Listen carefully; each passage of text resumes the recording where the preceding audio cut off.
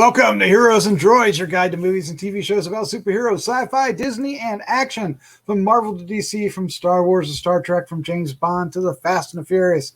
We will review theatrical films and streaming delights you care about most.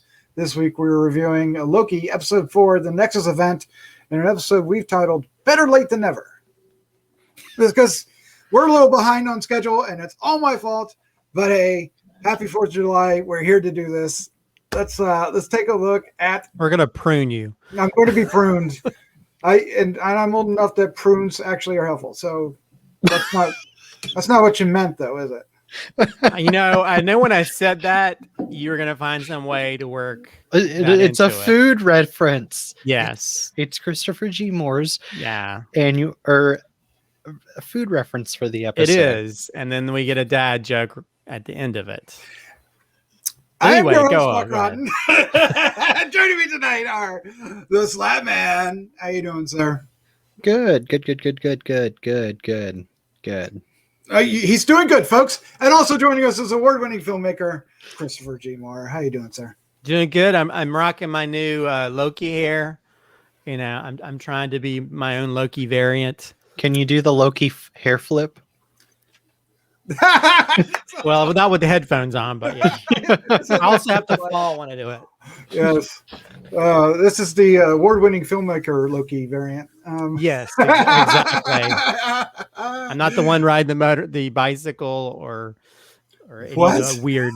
There's one where he wins the Tour de France when they show all the different. Oh, Lokis. That's right. The different Lokis from the previous episode. All right, so let's dive into it. What we're going to do is we're going to give our first impression, then we're going to dive into the show and spoil the living hell out. You've already seen it. Bless you, sir.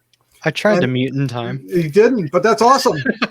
and then we'll wrap things up with our final thoughts, our score 1 to 5, and our favorite scene. We're talking about Loki, episode 4, the next event. It aired June 30th.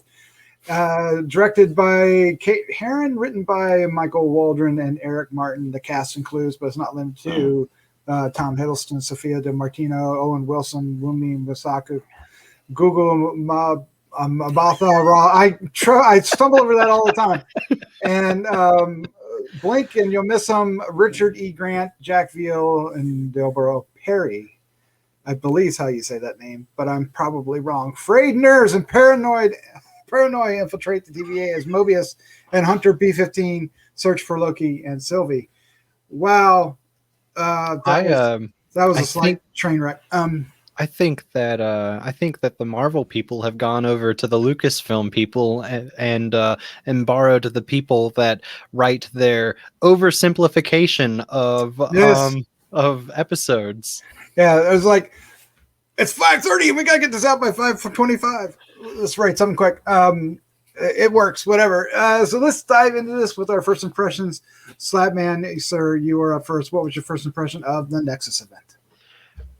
So this sets a new bar for Disney Plus shows, at least in the Marvel Cinematic Universe. And if the remaining 2 episodes of Loki are as good as this, I will easily admit that I think Loki will probably be up there with Winter Soldier and Ragnarok as the best things that Marvel has put out. This episode blew my mind, and it just from the story alone completely takes us in a direction we thought we were going to go, but at the same time just completely turns everything upside down, and it's just fascinating. Absolutely fascinating. And that's without getting into any spoilers or specifics. Just wait. Oh, it's going to be a marvelous time. All right, Christopher G. Moore, spill it, sir. I absolutely love this episode, and if you saw my TikTok about it, I had 3 moments where I was like, "What?" or I may wow, wow, and wow, and three wowzer moments. Which, by the way, he does say how. He does, and it sounds just like it. So, How? yeah, oh wow. Yeah. So yeah, I this episode really threw me for a loop in a couple places or a few places with an end credit sequence. It like, wow, this is crazy. Yeah, it had I mean, it had everything. It had some emotional moments, it had some action moments, it had some really cool visual moments, and it had moments that were kind of shocking, you know, like, oh my gosh, that just happened. And it just makes you even excited to see, oh crap, what happens next? So yeah, I think this is definitely the standout episode of this series so far. And it's like this series just makes me love it more and more. I'm glad that we're getting stuff like this, because I think Marvel is sort of like kind of sunken down into like the monotony of with the MCU movies, you know, of working within these specific ways that they make these movies, that you sort of you know, can sort of see where it's going, as opposed to here where they're just telling these really interesting stories and being able to sort of like expand it out a little bit more. So yeah, I'd love this episode. So anybody wants to watch your TikToks, where would they find them, sir? I like films. You don't have to go watch my TikToks, because of course you do. Where would they find you? I'm this old fart that should not be making TikToks on such a young app, but anyway, yeah, I had to do that because I was just like, it really blew me away. Yeah. Not going to share it. All right, fine. I absolutely love this episode. There was 3 moments that I just about pooped my pants. I was like, no, what? Oh, that happened. Just when I didn't think I could be surprised, you know, more about an episode, this one just kept upping its game. And this is after it already had some really awesome moments that would have made it a great episode already, right? There's moments early on, you know, with resolving the cliffhanger that we had from the last episode with them on the planet. That was really cool. Then we had really cool character moments with each of our characters, and we got to see some surprise people, and maybe some timekeepers we've been wanting to see from time to time. So there's a lot packed into this, and this episode makes the series, the 4 episodes we've seen so far, we got 2 more to go, on par with the best television ever made. I mean, like, for me, you know, it's Lost, it's, you know, what the first season of Westworld, as good as that or better, and amazing TV. I think I have a feeling, given the 3 shows we've had so far, if they can keep this up, now it's going to get more and more challenging as they start going into characters that we're less familiar with, right? Because we're going to get She-Hulk, which we haven't seen yet. Moon Knight, we haven't seen yet. We've seen Hawkeye, so Hawkeye should be interesting in that respect. But we're going to get these characters that are a little bit riskier, right? Riskier and riskier and riskier as we get into them. If they can keep this up, though, I think they're going to prove that this, having the Disney Plus series, is what's going to keep Marvel at the top. Well, I mean, they've already proven that they can take a risky franchise and turn it into a success with Guardians. So why can't She-Hulk and Miss Marvel and Moon Knight be just as successful? Well, I mean, you could say that about WandaVision, right? I mean, WandaVision itself, even though we've seen both those characters and they were popular, it still was risky. I mean, hell, Loki's risky, right? I think the only surefire bet was probably, Falcon and Winter Soldier, right? And even that had a slight risk to it. It's not Iron Man. It's not Captain America. Well, but there is a huge fan base for Loki, though. So, I mean, well, that's true. And I think it's proven with how much people are talking about this, but they've done a great job, and it is insane how good this episode was. And it makes me worry, can the next 2 episodes live up? Well, Are we in spoiler land right now? We're in spoiler land. Okay. Well, if a certain someone from Lovecraft Country shows up in these next 2 episodes, I think it will live up. It doesn't. And I think if they unleash the different multiverses at the end of it, it will 100% live up. Yeah. Yeah, well, they've certainly if you didn't know it, there's a stinger at the end, and that stinger definitely opened up a wide door to what you're talking about. But there's a lot to talk about before we get to that crazy ass stinger. All right, we left Loki and Sylvie on. Hang on. Do we want to have Christopher G. Moore's references interspersed as we talk about this, or do we want them all right now? Let's do it right now. Well, I have a lot, so I'll try to be fast about it. Lightning round. Yeah. If you the part where we see the flashback with Sylvie, she's slaying a dragon with a Valkyrie. And there's also a wolf toy, which is Fenris, from Thor Ragnarok. So that could be sort of like a reasoning for why they might have wanted to clip her timeline, is because she was seeing herself as a hero and not a villain. On one of the monitors, they had Morag, which is the planet from the opening of Guardians of the Galaxy. Let's see. Of course, we get the return of Lady Sif. Yes. Who's basically, the last time we saw her was Thor Dark World. She was in Agents of the Shield, but I guess they don't really consider that to be the regular MCU. Well, so it can be now that we know how this ends. Well, that's true. Anything could be part of it. Maybe Star Wars will do that so that people won't get so butthurt. Let's see.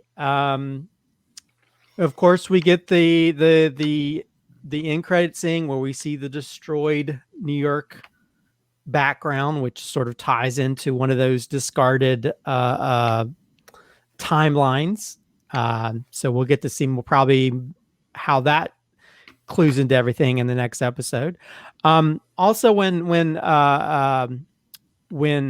Loki wakes up and he says, "Is this hell?" He actually spells the HEL, right? Which is one of the 9 realms ruled by Hela.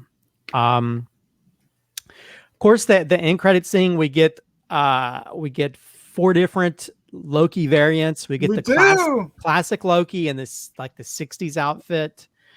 We get Kid Loki, which is close. It's a comic accurate outfit to some degree as well. We also get a new version of Loki, the boastful Loki, who's got it's almost like a makeshift hammer made from like a wrench and a train track. So is that what that was? Yeah. Oh, wow. I took that as he finally became worthy of wielding Mjolnir. I don't know, but if you look at it, it's like a truck piston and a railroad track. So I don't know. I don't know. And then also we get alligator Loki, or as some people call him, Florida Loki. Florida Loki, which is probably a nod to Throg. So because if Throg is best Thor. Thor can turn into a frog, then maybe Loki could turn into an alligator. And also that whole lineup is very reminiscent of the panel from Mighty Thor #3. Oh, wow. I didn't know that. All the different variants. There's a moment where what's his name? Wow guy. Owen Wilson. Mobius. I can't remember his name for a second there. He talks about that they processed Krees, Titans, and vampires. Yes. So, we get an actual reference. Well, there was a previous reference to vampires in Thor Ragnarok when Taika Waititi's Rock character talks about this 3-pronged thing where he talks about you could spear 3 vampires with it. So, but again, this may be their way of tying into possible Blade in the future. Yes. let's see. Also, one thing that people noticed that I hadn't really thought about. If you think about when somebody gets pruned, there's all these sparks around it that looks similar to when Doctor Strange does his portals. So again, that pruning thing could tie into how printing works. It basically sends you through a portal and to somewhere else. This is the first time we've seen the back of Asgard. Most of the time in the Thor movies or when we went to Asgard, we always saw it from the front. So it's an interesting perspective. And because we're dealing with a new variant character, that kind of ties into that as well. Also, we get to learn that Renslayer, when she was a hunter, she was known as A23, which is actually Avengers 23 is when Kang the Conqueror storyline debuted, and that was the debut of Princess Renslayer, her character. That was the debut of her character in that episode. Also, her helmet is in her case in her office. The end song is "If You Love Me" by Brenda Lee, where there's a line, "When at last our life on Earth is through, I will share eternity with you," which is an interesting play into, when the two Lokis at the very beginning. Also, something that I don't know if you guys noticed that when we get to the well, I guess I should go ahead and say that one of the things is we finally get to see the timekeepers, or the timekeepers, a variation of the timekeepers, and that whole thing is, we've had this whole kind of weird Wizard of Oz thing in this whole Loki show in general. You have somebody who's taken from his timeline and thrown into this weird new world, and he meets these wizards of the TVA, and there's like this red glowing thing behind them, which reminds us of the runes from WandaVision that are used sometimes to contain magic. So could those be runes? Maybe that's why you can't do magic there. Didn't think about that. I don't know. Something to think about. Or maybe it's just for shits and giggles because they just looked cool when you have these sort of like Chuck E. Cheese animatronic versions of the timekeepers up on there. Or are they actually what the timekeeper? I mean, because what Loki says is like, well, who's managing the timekeepers, right? Yeah. One thing that I want to mention that I haven't seen anywhere else, and I noticed because I was looking through the credits, they only list the people that were reading the lines of the timekeepers on set. They don't list the actual voices of the timekeepers. So I'm wondering if they're keeping that, to themselves because they feel like it's going to reveal who the possible real villain is. Could it be the guy from Lovecraft Country? I don't know. Conqueror.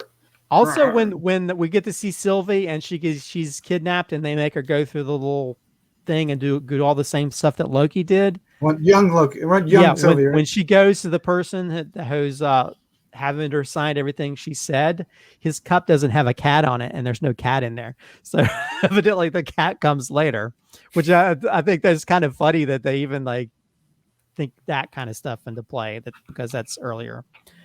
The cutting of Sif's hair is actually from Norse mythology, where Loki cut off Sif's hair, and then had these people make like golden hair for her, which has actually helped to create the Thor's hammer. I can't pronounce it. Mjolnir or whatever it is. Also, the music that's playing in Renslayer's office is like a theremin song, and it's called The Swan. And that actual song is what the director Kate Herron played during her pitch to direct this show. So wow, you played music when you pitched. Yeah, okay. and that's why you hear all that theremin music that's used throughout the series, is because it was based, that song was inspiration for it, and she worked it into it, that specific version of it. When B-15 takes Sylvie out in the rain and she's asking her about her past, it's clearly a callback to Blade Runner, when Rutger Hauer's character is talking about like, what he is and all that kind of stuff. And I give her credit for like crying in the rain, because you're already rain streaming down your face. So that was great. And And it's kind of interesting that she's gone from calling Loki a cosmic mistake to realizing that she's also one of those cosmic mistakes. Loki was stabbed in the back in the same way that he stabbed Coulson, which is a nice sort of callback to that. I didn't even think about that. Also on the monitor, one time they mentioned Wrightsville, Pennsylvania, like 1832, and that was when they had the longest covered bridge was constructed, and it was destroyed by bad weather. They also mentioned Alberta, Canada, which I don't know, but that's the home of Wolverine and Weapon X facility. So I don't know if that, there's some, I don't know if you guys saw like, what's his name that played Wolverine? Yeah. Hugh Jackman reposted someone's, the knives in his hands and stuff, and also posted a picture of him and Kevin Feige. So I don't know if there's plans to bring them back. Also, I sometimes when they use numbers, they use them for a reason. The theater that Sylvie's kept in is Time Theater 47, which could be a reference to the What If comic where it had Loki, where he found the hammer first. And there's also the Mighty Thor 47, where they had a duplicate Thor, and Enchantress was in that issue. Yeah. In that issue. Anyway, that's like 21 things. Yeah, 21 and 22 things. But I don't know. I just like there's like so many cool Easter eggs. And there's always things that people find after the fact or think about. This show is always very fun to dive into. Well, let's jump into the event, right? The Nexus event. That's the title of this particular episode. And that's when the two Lokis, I guess, realize something about each other. I'm not really, yeah. And it creates a even though it's in this, apocalyptic event, it still creates another variant timeline. So what's up with that? Who wants to jump in with a theory first? Because everybody's talking about, love. There's another thing about whether they're just friends. I think Slattman, you were saying something about that. Oh, I would. Apparently some of the writers have come out and said that they did not intend for that to be a romantic scene. It felt like it, though. Yeah, it felt like it. What do you guys think of that, though? I mean, what do you think of this? Because I think what it is that our Loki, Tom Hiddleston, has changed. His character has changed because of Sylvie, right? Because of this, just their meeting. Whether or not it's romantic or not, doesn't matter. It's just that he has changed. In what way, though? That he is no longer, the god of mischief. He is now. I think he's always going to be the god of mischief. I think he had a realization. His whole life he's been like having to deal with being the cast out of everything. He's always felt like the outsider. And I think he finally has a connection with someone who's almost like a family member, somebody who's, I think I was thinking this episode is the perfect realization that you need to love yourself before you can love others. And I like that. And I think you have him. I think he does a lot of the stuff, and he does all of the mean stuff because he doesn't, he had maybe his stepmom, I guess, might be the closest person that he had, and but he's always felt like an outsider. And I think here he feels that he's not alone, that there's someone else who's dealing with the same type of stuff that he can relate to, and that they have a sincere love for each other. And I don't think in the romantic way, but in just the way that they because we all never really find anybody who's like perfectly like us that can know every little element of how we feel, and that those two people do, because they're variants of each other, So I think that's the thing. I think that's a connection. I mean, there's been some people who've said, well, because they're meant to not like die, that having two of them die that could have created the branch. Because then I think when they die, I don't know, regenerates the right word, but they pop up someplace else. I don't know. I mean, I think it's a very beautiful moment because you can see him sincerely like feeling something for once. Great acting, great visual just acting. By touching his arm, and later on we sort of have him almost having very a lot of sincerity in telling her something that which we get kind of cut off from what he actually is going to say. And the sincerity he had with Mobius too. Yeah. So we should go ahead and say that we were predicting what's going to happen. How are they going to get out of this mess? And I think the obvious was exactly what happened. Mobius and the TVA come at the very last second and capture them, rescue them, capture them. Right, but it does give the opportunity for Loki to share with Mobius, they're lying to you. All he says at first is the TVA are lying to you. And that puts a seed of doubt in Mobius, right? Because Mobius has some kind of connection, his own kind of respect for Loki, this Loki specifically. And he finds out throughout, the middle part of the show that, yes, they are variants as he suspects, or has Loki kind of threw at him. Okay, so can we just say that I want to start off saying that Owen Wilson's performance in this episode is fantastic. All the performances were great. Well, that's true. But I think Owen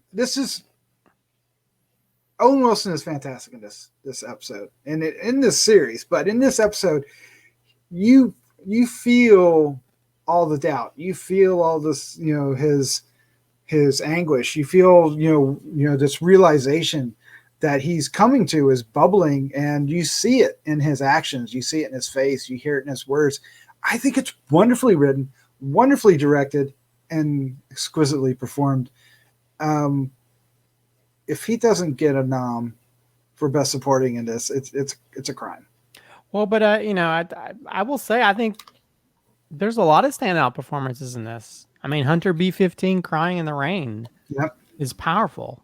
Yes. Or even Tom Hiddleston. I mean, there's several moments where he doesn't necessarily have to like cry out like, "Oh no," but you see it in his eyes. Mm-hmm. Like when he's trying to trick Mobius into saying like, "Oh, I was playing her all along," or whatever, and then he's like, "Well, she's been pruned," and you can see him welling up in his eyes. Mm-hmm. And then even when Mobius is doing his thing, because Loki knows that like what's about to happen, and you see him welling up again, or even the moment later on when he's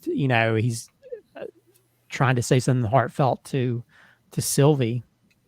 There's so many. I think that's the great thing about this is it isn't one of those things where it's just one thing or another. It's all these things together, because you have those moments of humor, like the Lady Sif thing, him getting kicked in the crotch a million times, that was so good. Yeah, but then you have like these heartfelt moments, whether it's the beginning when they think they're about to die, or when they, or when anybody gets pruned.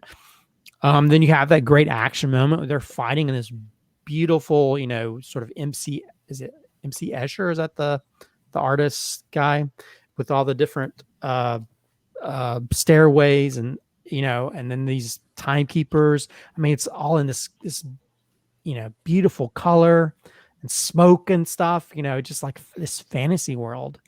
I mean, it's just like, there's just so many great moments that just like kind of blew me away. I was like, wow, this is I was thinking, it's like, this is a Marvel show.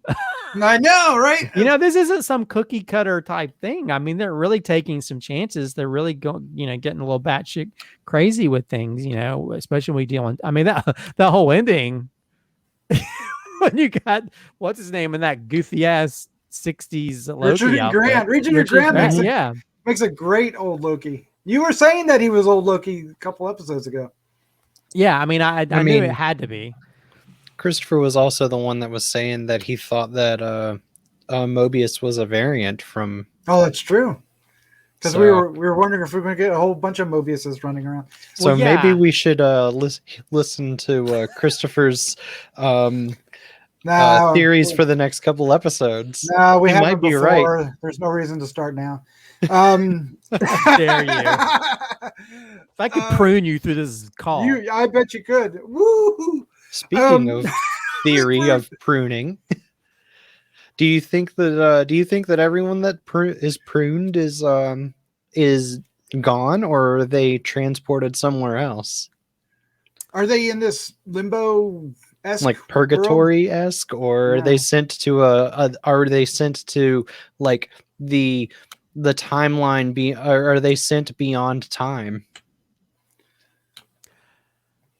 I don't know. I mean, I think there's I think where they're sent is sort of like the trash planet in Thor Ragnarok. I think which some people are saying this possibly could be what's it, Battle Planet?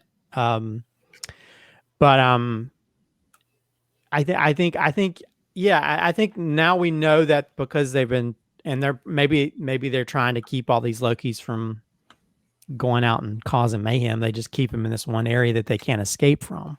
So yeah, I think it's, I mean, I think it's got to be some place that it's hard for them. Yeah, I don't know if they're kind of blocked from being able to leave. So I think they get transported to this place, and I'm wondering if it's just them or if it's everybody. But I'm assuming that anybody gets pruned probably gets thrown to this planet where. My theory is that. So we know that Andrew Garfield, Tobey Maguire, they're involved in Spider-Man, right? Do we? We all but no. We'll know soon. So it's my theory that they're currently on that same planet that Loki is on, and Loki is going to get everyone out, and that's what's going to cause the multiverse of madness. I think Sylvie will do it, or all Loki. A Loki, all Lokis, all the Lokis together. But Lokis will but that's how that's going to end. Instead of creating a bunch of Nexus events, because that's already been tried once, it's they're going to take all the people that were pruned, all of the beings that were pruned, and just put them right back to where they were. And then all of a sudden, you've got 3 Spider-Men in New York, It's going to be interesting. Yeah, I think you're definitely onto something there. Okay. So the last thing to talk about before we wrap things up. What should we talk about? We got a lot. You want to talk about the timekeepers? So one thing you were saying, Christopher, is like these were just like stand-ins for the timekeepers, or are they just made up things that these are actually the made up timekeepers and somebody else is in charge of the timekeepers? I'm sure the timekeepers existed at some point, but someone else has probably took them over a long time ago and is controlling the TVA.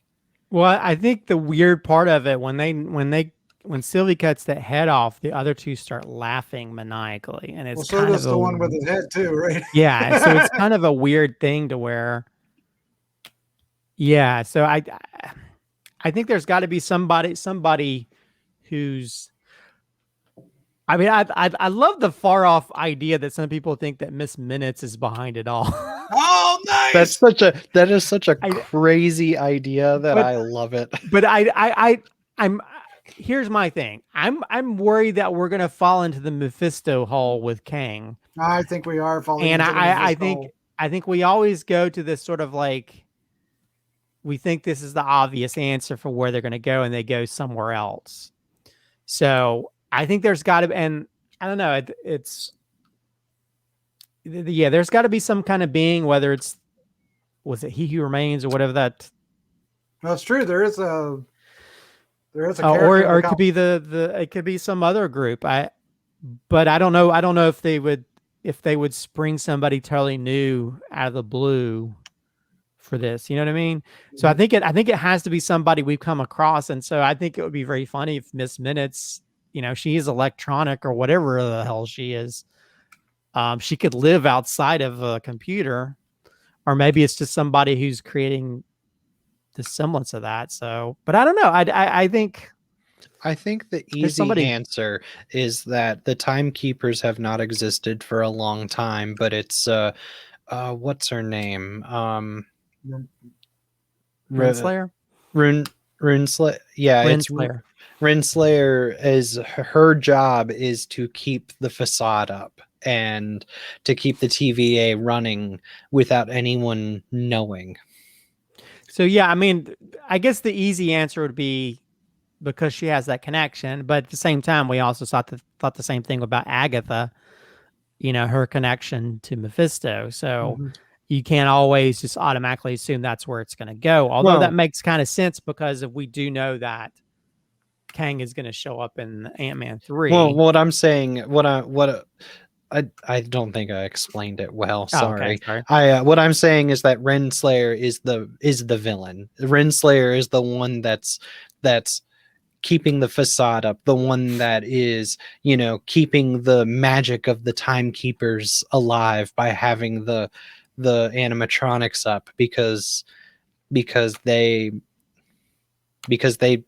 either didn't exist or they were killed at some point, and she's the one that's been keeping the TVA going, similar to how we thought that someone was with Agatha and WandaVision, but it turned out to be Agatha all along. Are you saying it's Ravonna all along? Well, I don't think that's the case, because I don't think then we would have had a scene where she just goes in there all scared and stuff that first time by herself. So I don't know. I think there's another person who's controlling stuff that may tie into other stuff, because this is supposed to lead into the the next MCU stuff. So Well, there also is, they did suggest that there's another Mobius type character running around as well that Mobius was jealous of, because he, the pen and some of the other. He looked at that pen again, by the way. He did when he goes in the office. So that's not there just for nothing. There's something about that is going to be revealed. Is it going to be a different Mobius? Another. That would be an interesting thing if we have like an evil Mobius, evil version of Mobius. Yeah, that's not going to be the obvious twisty mustache. I don't know. I mean, I think it's like at this point, I don't know where it's going to go. I mean, I think next episode is going to be very wacky with all the Lokis and stuff, where it's like Loki and Mad Max, because all the people are wearing like stuff made up from the environment. Mad Loki. It'll be interesting at the end of next week. We could probably start putting some odds down about what it actually is going to be. I think start doing a betting pool for who's the real villain. And then we'll all be fooled again. We're going to be absolutely fooled. That's what we want, right? We want to be fooled. Exactly. Can we all agree, though, that we're very excited for the Young Avengers now that there's Kid Loki? You're not wrong. We're getting everyone. I'm more interested in a Richard E. Grant spinoff, just like him and that goofy. What kind of timeline would accept that goofy costume? The 1960s. So just wait till you see we got to see the Thor from that one too.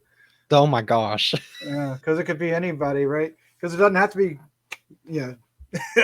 Chris Hemsworth at this point. It could be anybody. That's true. That's true. Right. That would be hilarious if they got like some of these other people to play.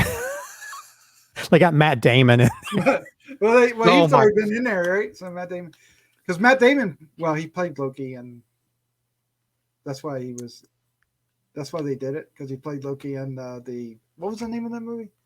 Dogma. He Thank you. played Loki in Dogma. Boom, over it.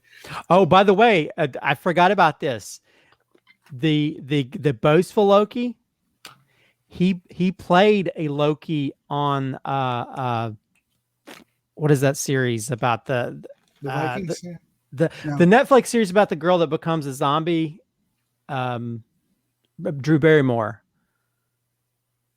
You know what I'm talking about? I know what you're talking about. Santa Clarita Diet. Oh, okay. He plays a character named Loki. Oh, did he? On Santa Clarita Diet. Oh, how funny. So that's funny. That's a 4D casting right there. Wow. All right. Well, that's shocking news. Let's go ahead and wrap this up with our final thoughts. Our score 1 to 5. It's not going to be a surprise this week. And our favorite scene. That's going to be interesting. Before we do, we want to thank you for hanging out with us. We hope you're not. No, we actually hope you are enjoying not only this review, but many others that we have on the site. I'm twisting. But if you want to help us out, the best thing to do is to hit the subscribe button down below or share with a friend, and that does wonders. Of course, we want to hear your comments down below, so leave them. Would love to read them. Let's just get into this. I can't wait to hear what you guys think. What is your final thoughts, your score, and favorite scene? Slattman, sir, you are up first. So I'm just going to reiterate what I said earlier. This episode is phenomenal, and it's up there with, in my opinion, as one of the best things that Marvel has ever made. Up there with the Captain America, the Winter Soldier, and the Ragnarok and Thor Ragnarok. This has set a very high bar for the rest of the series, and I hope it lives up to it. So just this episode, or all 4 together? I mean, all 4 together are it really crescendos into this episode, but this episode is really this episode has amazing acting across the board. The soundtrack is great. The set design for the sets that we haven't seen yet are great. For what we have already seen, it's just as beautiful and just as well done as it was before. I think it was smart that a lot of the stuff that we saw on the TVA is stuff that we've already seen. So they haven't, so it feels like a familiar tread through places, you know. It's amazing. And then I found out that I can't remember her name. The actress who plays Sylvie. I'm sorry.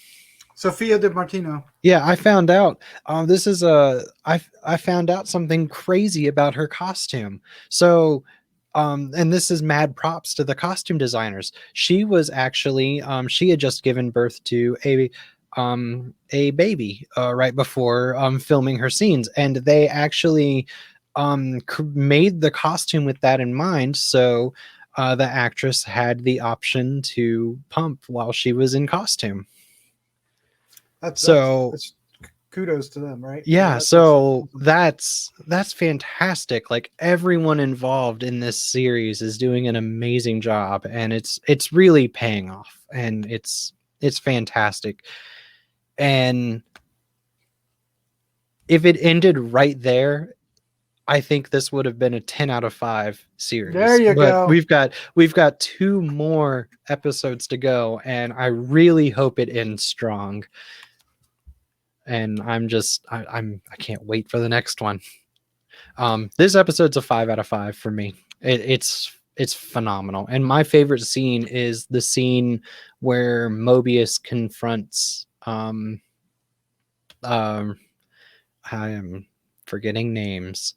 Confronts Runeslayer, is that right? Renslayer. Renslayer confronts Renslayer right before he gets pruned. Yes. Where that was a powerful scene, and that was the moment that was my first wow scene. It was, absolutely. And that completely changed the tone of not only this episode, but I think the entire series. As soon as that happened, like that's just an amazing scene. And well acted. Absolutely. And oh gosh, Loki's reaction. Oh my gosh. All right, Christopher G. Moore. Let's hear it, sir. Oh, by the way, the Sophie who played Sylvie, she was actually pregnant when she auditioned. Wow. So kudos to Disney for, you would never see that in the past where they know someone's going to have a baby, but they still, committed to having to be part of the project and work through the creation of her outfit. So that's amazing. So kudos. This episode is the best of the series so far. It's the shining star of how this show is really sort of going above and beyond what we're used to. And I think a lot of that has to do with the creativity, the people behind it. I mean, we definitely have the showrunner. You can definitely tell that guys from Rick and Morty. There's a lot of wacky stuff that happens in this that we don't really see that much. I think we saw a glimmer of the wacky stuff in Thor Ragnarok. I'll say that much. And I think a lot of that has to do with the people that are helping to sort of mold and create the show. So you have that. You had Kate Herron, I think her name is, the director. Yes. I think the people that are creating this are doing a bang up job of creating something that's really interesting and cool and keeps you guessing and makes you look forward to see what happens next. And everything from the production design, the cinematography, all around, this episode just blew me away, where I just kept thinking about it and went back and rewatched scenes again.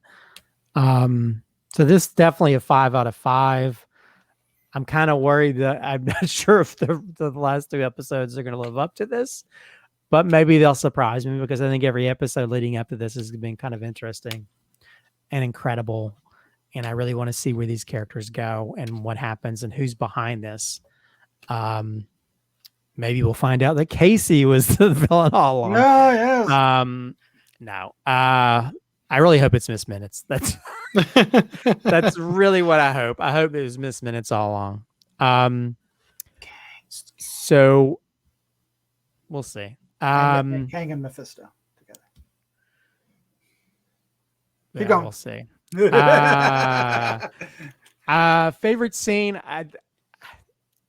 This is one of those episodes you could probably pick several different scenes that stood out, but I have to say that end credits sequence kicked my ass, and I want that music as a ringtone, or a music that plays every time I enter a room. I love, and just that moment of him laying on the ground, looking up, and they're like, come with us, or you're going to be dead, or whatever. And then you see this sort of like thing that should be like a framed photo of these weird ass Lokis. Just that scene is so iconic, to where I think if it ended like that, I kind of would have been okay. Like if this had been the end of this season and they created a season 2, I would have been so happy. But yeah, that is just that moment was just like, this is weird as shit, and I love every moment of this. Yes, because it's so dramatic and crazy and wacky, and there's like, and it just makes you question. It's like, what? There's a alligator Loki. What? I want to know more about this world. Can we just do a spinoff of just like the Loki family? Please do. Tell your story. Yeah, so that's my favorite. Out of the 3 wows that I saw, that made me say wow, that's the one wow that just had me like giddy, like a schoolgirl at a BTS concert.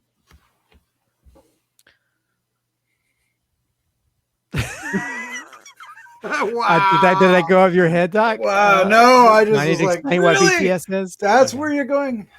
Backstreet Boys. No, that's not it. What is it? Is it? No, maybe you do.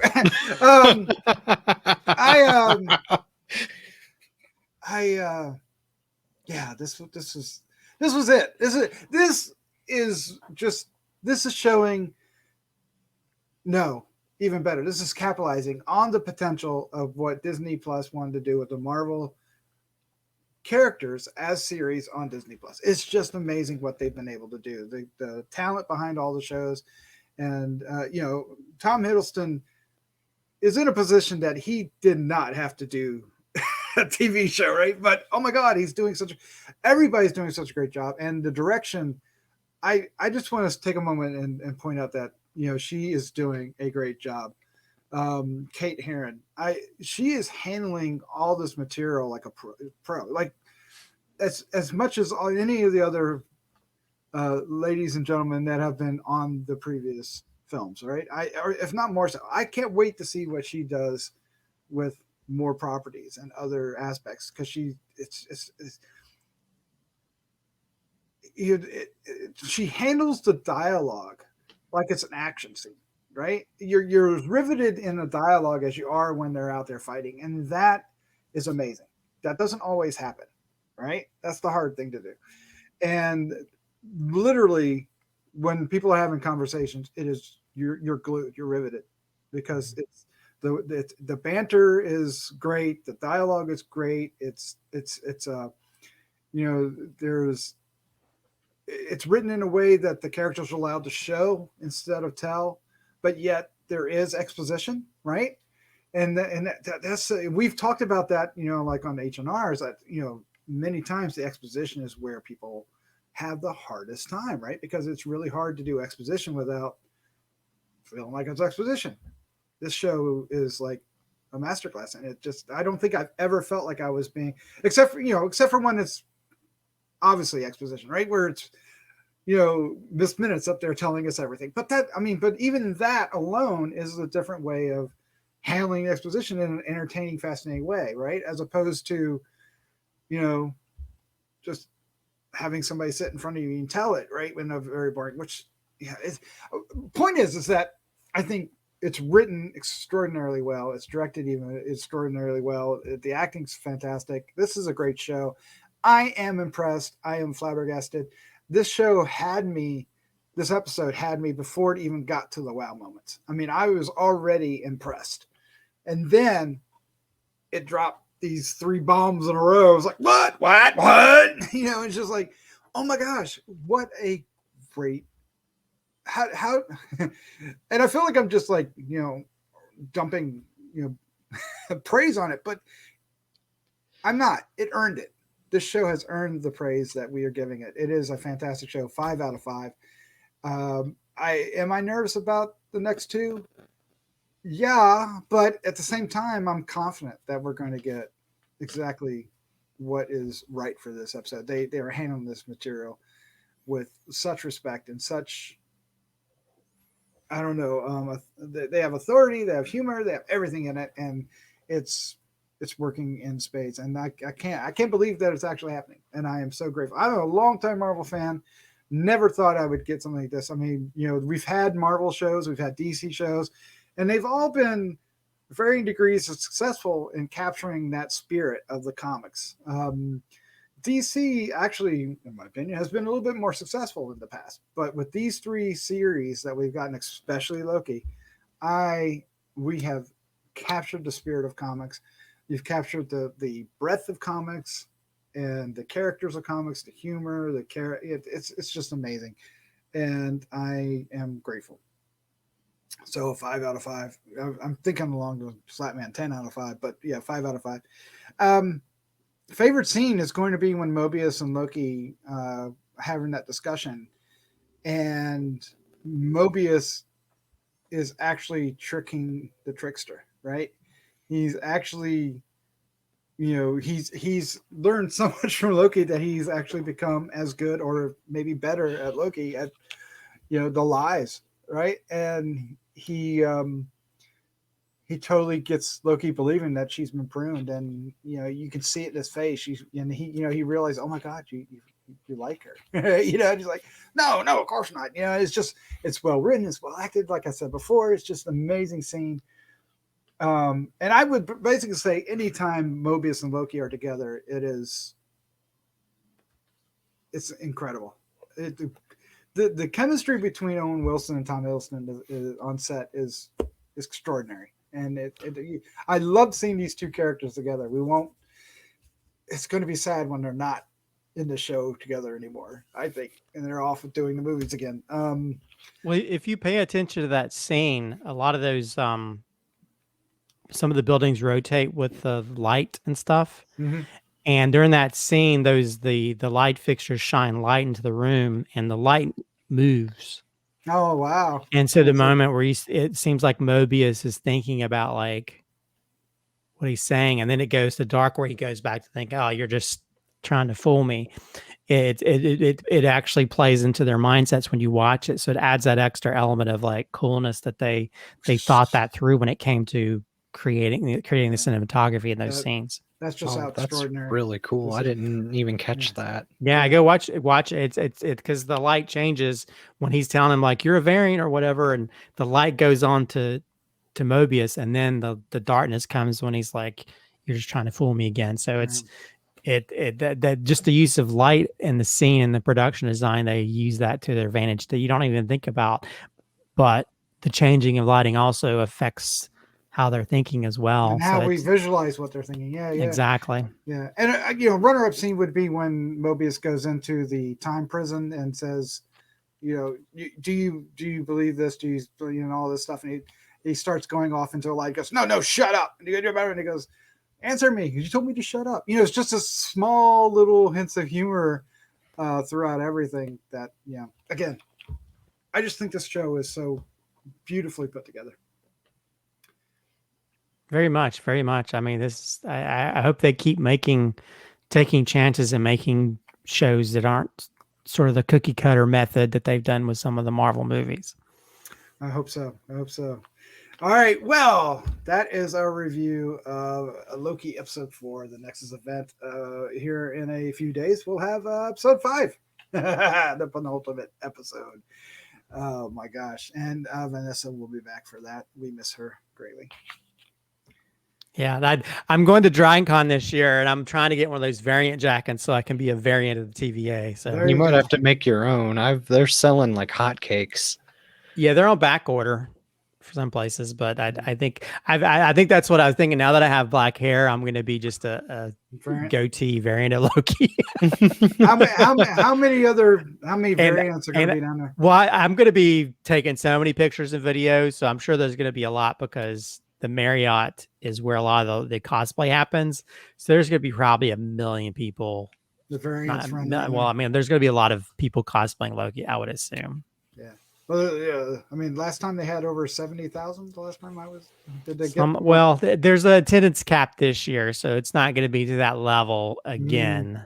But still, there's going to be a lot of people cosplaying, and I'm sure Loki's going to be the big part of it. So probably a lot of Sylvies, a lot of Lokis, and variants, and I think I'm going to be one of those variants this year. There you go. Can't wait to see the pics. All right, guys, this it's great having you here. Thank you for listening. Thank you for joining me, guys.